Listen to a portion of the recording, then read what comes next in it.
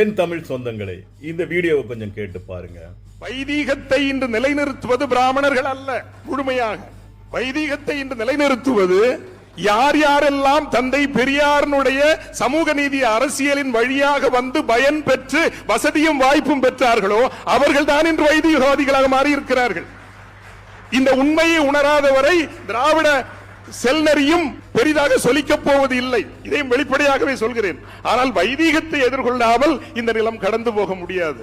ஆனால் மீண்டும் சொல்கிறேன், அன்பார்ந்தவர்களே, ஆன்மீகத்தை தேடுங்கள், மதத்தை தேடாதீர்கள். நானும் கடுமையா கருத்து மோதுவேங்க. ஆனா மனிதர்கள் எப்படி நம்ம வெறுக்க முடியும்? ஒரு தாய் வயிற்றில் பிறக்கிறோம், ஒரு நாள் போக போகிறோம். இதுதானே வாழ்க்கை. இன்றா நாளையா என்பது தெரியாது. நான் சென்னை சென்று சேர்வானா என்பது என் கையிலா இருக்கிறது?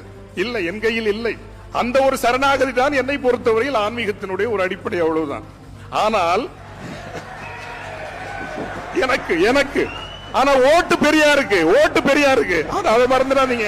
அருணகிரிநாத சுவாமி என்ன சொன்னார்? நொய்யிற் பிளவள வேணும் வரிஞர்க்கு பகிர்மின் வையர் கதிர் வேலனின் வாயில் திறக்கும்.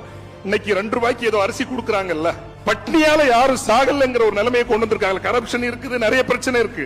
ஆனால் பட்டினியால் ஒருவரும் சாகவில்லை என்கின்ற ஒரு நிலைமை என்பது அறம், அறம், ஆன்மீகம், அறம், ஆன்மீகம். எனவே நண்பர்களே, மதத்தை தேடாதீர்கள், அறத்தை தேடுங்கள்.